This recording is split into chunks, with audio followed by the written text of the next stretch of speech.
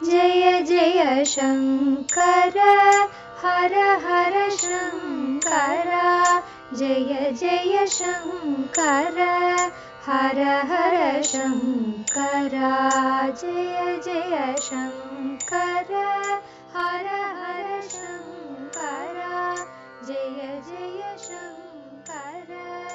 சமூக தனி வாழ்க்கை நெறிகள், தெய்வத்தின் குரல் 3ஆம் பாகம், ஆச்சாரம், தலைவர் கடமை, கீதை உபதேசம்.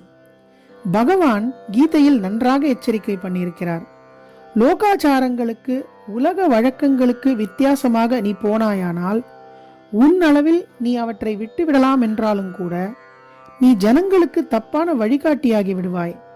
உன்னை பார்த்து அவர்களும் அவற்றை விட்டு விடுவார்கள். ஆனால் நீ உன்னுடைய பக்குவ விசேஷத்தால் இப்போது விட்டதை விட உசந்த வழிக்கு போகக்கூடும் என்றாலும் சாதாரண ஜனங்கள் தற்போது இருக்கிற ஸ்தானத்தை விட்டதோடு மட்டும் இருக்குமே தவிர, விட்ட பின் இதைவிட உசத்தியான ஒன்றை பிடித்து கொள்ள அவர்களுக்கு சக்தியும் சம்ஸ்காரமும் போதாது.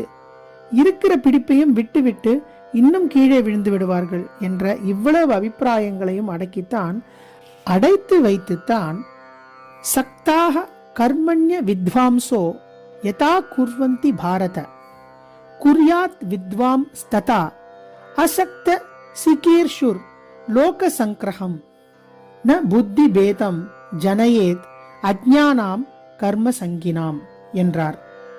3வது அத்தியாயம் 25-26 ஸ்லோகம்.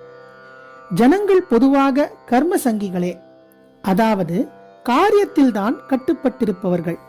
அவர்களிடம் வெறுமனே ஆத்மா, தியானம் என்று ஐடியல் நிலையை சொல்லி பிரயோஜனமில்லை.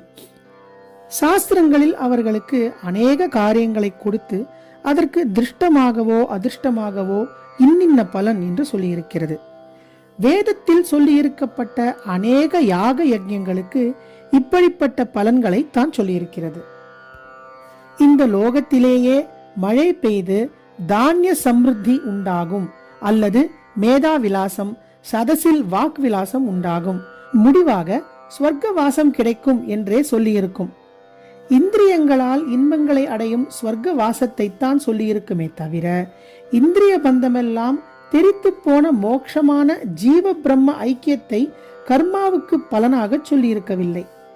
ஏனென்றால் முதலிலேயே மோட்சம் என்றால் யாரும் அதை நாட மாட்டார்கள் என்று அதற்கு கீழ்ப்பட்ட ஸ்வர்காதி சௌக்கியங்களுக்காகவே கர்மாவை கொடுத்து அந்த கர்மாவினால் இவனுக்கு உண்டாகிற கட்டுப்பாடிலிருந்து இவனறியாமலும் உத்தேசிக்காமலும் விரும்பாமலுமே கூட இவனுக்கு சித்த சுத்தி தந்து இவனை பாரமார்த்திகமாக திருப்பத்தான் இப்படி செய்திருக்கிறது.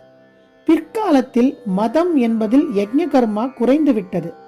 ஆனாலும் லௌகிக லாபங்களுக்காகவே வேறுவித அனுஷ்டானங்களை காரியமாக கொடுப்பது தொடர்ந்திருக்கிறது.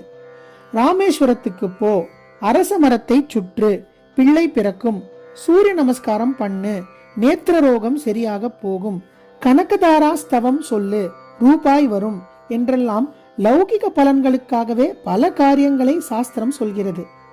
இந்த பலனில் உள்ள பற்றினாலேயே பெரும்பாலான ஜனங்கள் இதுகளை பண்ணுகிறார்கள். இவர்கள் வாஸ்தவத்தில் உயர்ந்த அறிவு பெறாத அவித்வான்கள் தான். இவர்களைத்தான் சக்தாக கர்மண்ய வித்வாம்சோ என்கிறார். இவர்களிடம் இப்படி அல்ப பலன்களையெல்லாம் நினைக்காதீர்கள், ஈஸ்வர அனுபவம் என்ற உசந்த விஷயத்தையே நினையுங்கள் என்று உபதேசம் பண்ணினால் எடுபடாது. அவர்களுடைய சம்ஸ்கார குறைவின் காரணமாக அவர்களை இப்பொழுது இருக்கிற இடத்தில் இருந்தே அவர்களுடைய மனசை அனுசரித்து கொஞ்சம் கொஞ்சமாகத்தான் மேலே கொண்டு போக வேண்டும். இதற்கு அவர்களை பக்குவப்படுத்துவதற்காகத்தான் சாஸ்திரங்களே அவர்களுக்கு இப்படிப்பட்ட ஆத்ம சம்பந்தமில்லாத காரியங்களையும் கொடுத்திருக்கிறது. பலனுக்காகத்தான் அவர்கள் இவற்றை பண்ணுகிறார்கள், பண்ணிவிட்டு போகட்டும். ஆனால் இப்படி காரியம் பண்ணுவதால் என்ன ஏற்படுகிறதென்றால், இவர்கள் உத்தேசித்த பலன் உண்டாவதோடு கூட இவர்கள் உத்தேசிக்காமலே கொஞ்சம் கொஞ்சமாக சித்த சுத்தி என்ற பெரிய பலன் உண்டாக ஆரம்பிக்கிறது. லௌகிக பலனை நினைத்தே காரியம் பண்ணினாலும் சித்த சுத்தி உண்டாகிறது என்று இப்போது சொல்லுகிறேன். இத்தனை நாள் என்ன சொன்னேன்? இம்மாதிரி லௌகிகமான சமத்துவம், ரைட், இவற்றுக்காகவே மதத்தை மாற்ற முயல்வது சித்தத்தை மேலும் அசுத்தம்தான் செய்கிறது என்று சொன்னேன். இது ஒன்றுக்கொன்று மாறாக இருக்கிறது. கொஞ்சம் ஆலோசித்து பார்க்கலாம்.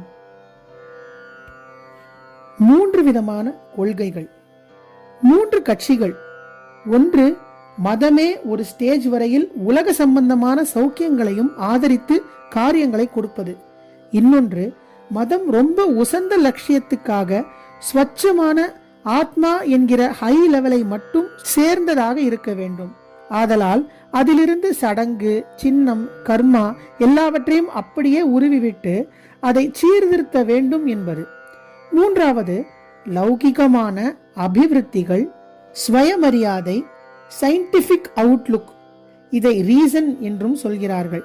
அதாவது புத்தியின் தர்க்கத்துக்கு புரிபடுவதாக இருக்க வேண்டும் என்பது அபிப்பிராயம். இவற்றுக்கு மதாச்சாரங்கள் ஹானி செய்வதால் அப்படிப்பட்ட அம்சங்களை மாற்றி சீர்திருத்த வேண்டும் என்பது. அதாவது சீர்திருத்தத்திலேயே 2 கட்சி. ஒன்று, இது அநேகமாக பொலிட்டிக்கலாக இருப்பது, ஆத்ம சம்பந்தமே அடியோடு இல்லாமல் லோக வாழ்க்கைக்காகவே சீர்திருத்தம் பண்ண வேண்டும் என்பது. இன்னொன்று, ரொம்ப உயர்ந்த ஆத்மானுபவங்களை எல்லோருக்கும் பொதுவாக்க வேண்டும் என்ற அபிப்பிராயத்திலேயே மதத்தை சீர்படுத்த சொல்லுவது. லௌகிகமாக மனுஷனுக்கு மனுஷன் வித்தியாசம் இருக்கப்படாது என்ற சமத்துவத்தை சொல்வதில் 2 தினுசான சீர்திருத்தவாதிகளும் ஒத்துப்போகிறார்கள்.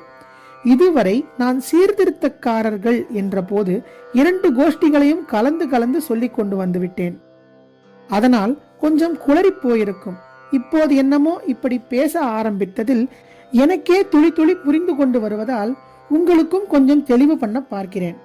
2 கோஷ்டிகளும் மத சீர்திருத்தம் வேண்டும் என்று சொன்னாலும், 2 பேரும் சோசியல் ஈக்குவாலிட்டியை, சமூக சமத்துவத்தை சொன்னாலும், ஒரு கோஷ்டி ஆத்ம லட்சியத்துக்காகவே ஆச்சாரத்தை மாற்றச் சொல்கிறது. இன்னொரு கோஷ்டி லௌகீக லட்சியம் ஒன்றுக்காக மாத்திரம் ஆச்சாரத்தை விடச் சொல்கிறது.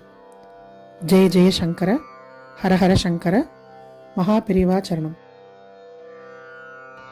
जय जय शंकर हर हर शंकर, जय जय शंकर हर हर शंकर, जय जय शंकर हर हर शंकर.